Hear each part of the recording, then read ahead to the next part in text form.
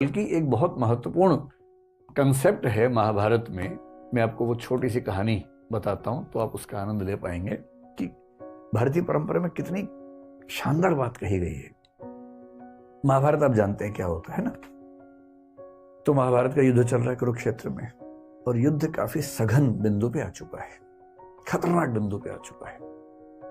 कौरवों की सेना बहुत बड़ी है, पांडवों की सेना छोटी है। बस पांडवों के पास ये है कि कृष्ण साथ में है, और कृष्ण की जो कूटनीति है, वैसे भी लठैती काम नहीं आती है, कूटनीति बहुत बड़ी चीज है, लठैती की तुलना में उसकी वैल्यू ज्यादा होती है।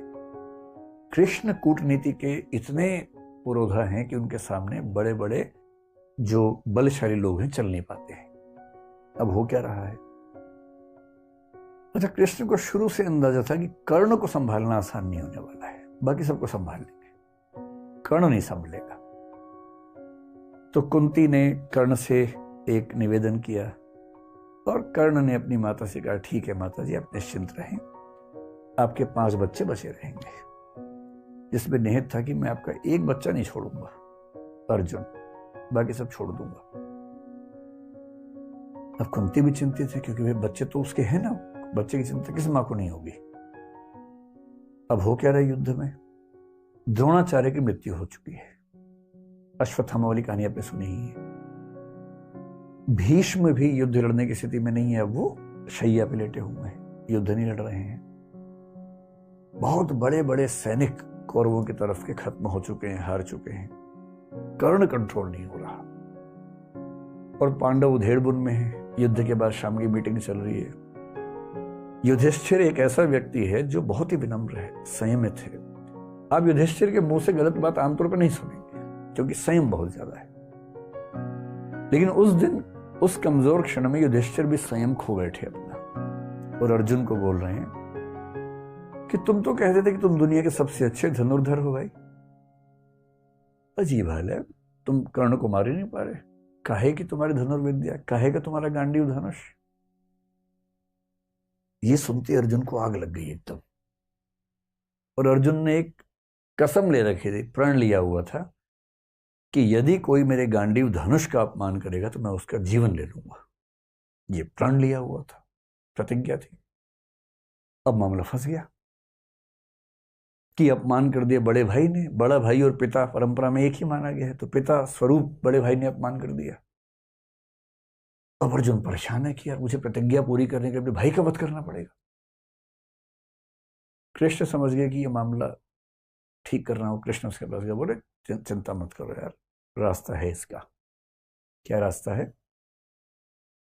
बोले शास्त्रों में कहा गया है कि पिता का अपमान करना और पिता की हत्या करना बराबर बात है। तो तुम युधिष्ठिर का अपमान कर दो,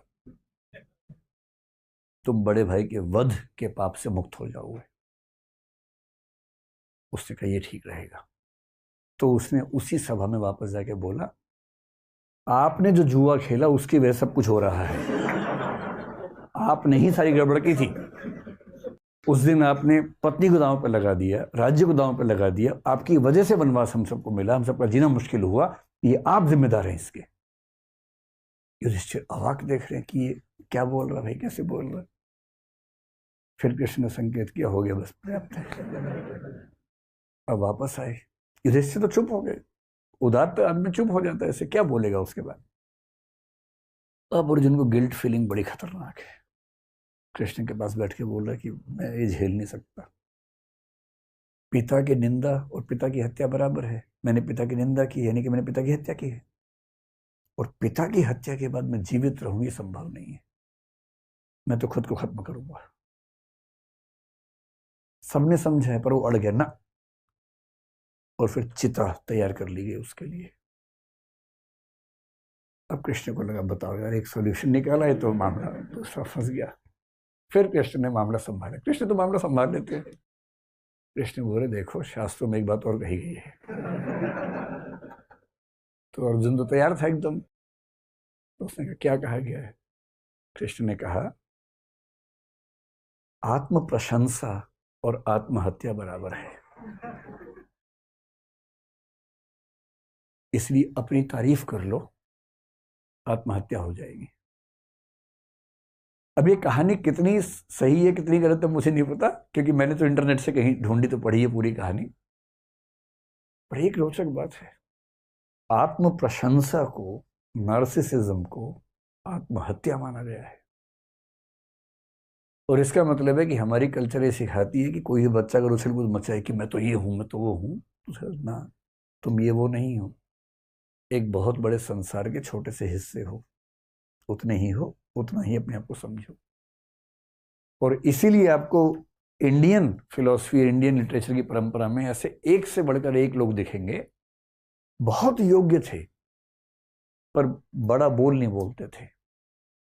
बड़े बड़ाई ना करें, बड़ा ना बोलें बोल, रहीमन हीरा कब कहे लाख टका मेरो मोल। जो बड़ा होता है बड़ाई नहीं करता है अपनी। रहीम कह रहे हैं हीरा कब कहता है कि मेरा मोल लाख टका है, नहीं कहता, कहना भी नहीं चाहिए, क्यों कहना चाहिए। तो रहीम की ये लाइन नार्सिसिज्म के खिलाफ ही तो है। तुलसीदास जैसा आदमी जो इतना महान महाकाव्य, मतलब पूरी भारतीय परंपरा में सबसे महान महाकाव्य कौन सा मानता है? रामचरितमानस। भारत के दुनिया भर में मानते हैं, क्योंकि उतनी प्रसिद्धि किसी को नहीं मिली। वो आदमी इतनी महान रचना लिखने के बाद भी क्या लिखता है? कवित विवेक एक नहीं मोरे, सत्य कहो लिखी कागज कोरे। यानी कविता करने का विवेक रत्ती भर मेरे अंदर नहीं है, मैं तो जो सच समझता हूं कोरे कागज पर लिख देता हूं, बस इतना ही करता हूं। कवि न हो नहीं बचन प्रवीणु, सकल कला सब विद्याहीनु। ना कवि हूं, ना भाषा की प्रवीणता मेरे अंदर है, सारी विद्याओं से हीन हूं, बहुत ही छोटा व्यक्ति हूं। ये वो व्यक्ति कह रहा है जिसने दुनिया का सबसे सफल महाकाव्य लिखा है, क्योंकि उसके संस्कार ये कहते हैं कि अपनी प्रशंसा करना बहुत बुरी बात है। कबीर दास ने पूरी दुनिया में आग लगा दी, इतना अच्छा साहित्य लिखा, इतना अच्छा साहित्य लिखा। और जब किसी ने पूछा कि आप इतनी अच्छी कविताएं कैसे लिखते हैं, तो क्या कह रहे हैं? तुम जिन जान्यो गीति हैं वह निज ब्रह्म विचार। तुम जिनको मेरी कविताएं बता रहे हो ना, कविता वविता कुछ नहीं है, मैं तो अपनी बात भगवान के बारे में लिखता हूँ, आप उसको बोलते कविता है। कविता कहाँ?